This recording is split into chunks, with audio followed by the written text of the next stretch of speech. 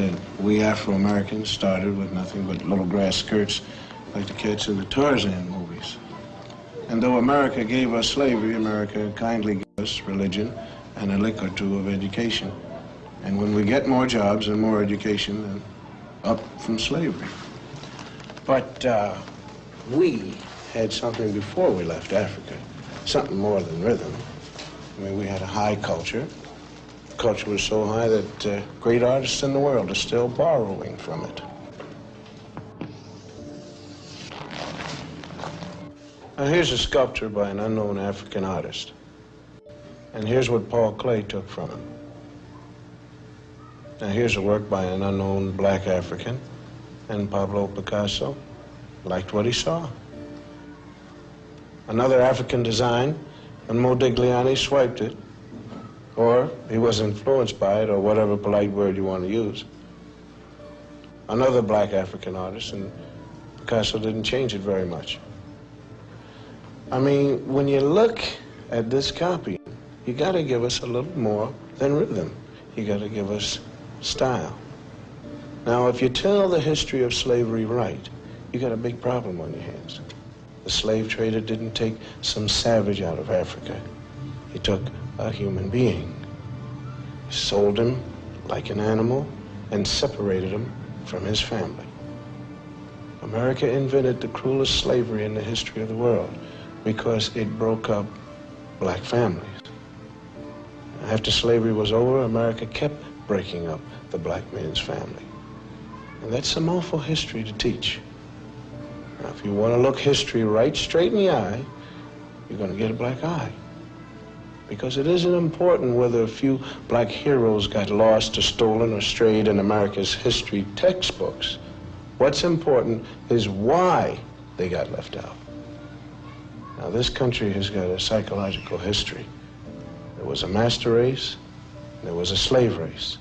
And though there isn't any political slavery anymore, those same old attitudes have hung around. I mean, the burning part of Burn, Baby Burn is right here in this classroom. We want to thank Mrs. Lovely Billups and the whole gang here at the 4th grade for the brilliant and intelligent artwork that they've done here to make this whole broadcast sing. I want you guys to keep pretending that I'm not here. You're doing a great job, and just keep on drawing and reading and writing and doing what you have to do, because I'm going to talk about some other kids. Not you, Mary, John, and Bob. These are kids from other schools. Did you know in some states it used to be against the law to teach blacks to read or write? Nowadays we're getting these integrated schoolrooms, and most people think that if we get enough teaching and enough jobs, everything is going to take care of itself.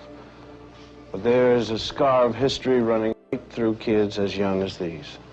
It tears you up if you know how to look at drawings kids make, because kids shouldn't know much about history and anything about discrimination. I mean, nobody hates little black kids, but why do some of them cause so much trouble? And if you ask black and white children to draw themselves, or trees, or houses, some strange things happen. We asked some ordinary white kids from ordinary families to make some drawings for us. Like, well, let's call him John. John's white, and we asked him to draw himself. This is John. This is his house, and this is his tree. Then we asked a black kid, let's call him Ralph, to do the same thing. This is Ralph's drawing of himself. This is his tree. Now, why should two kids of the same age draw so differently? Enter the expert. This is Dr. Emmanuel Hammer, psychiatrist specializing in children's therapy. Well, let me illustrate it for you. Let's take these drawings. No matter what a child draws, he's really picturing himself. Ask a secure child to draw a tree, and he's likely to draw a bountiful, spreading tree. A black child drew this tree, cut off in its growth, stark, bare, ungratified. It works the same way with drawings of people. Normal children, average drawings. The mood is happy, the child feels capable, the drawings are complete, and the arms are developed to emphasize strength.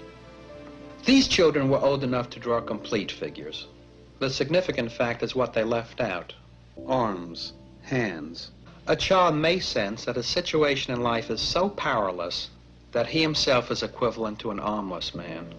My own study reveals that armless people appear 3 times more frequently in the drawings by black children than those by white.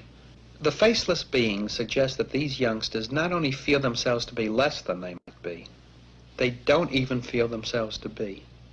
The black child who is forced to live in a hostile world may disappear in self-defense.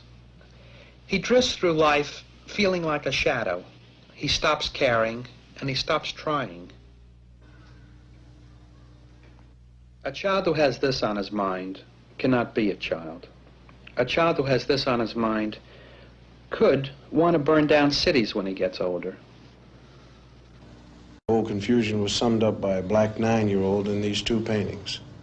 This is a 9-year-old boy draws a white man, Robin Hood maybe. And this is how the same boy draws himself. And this is the consequence of deformed history.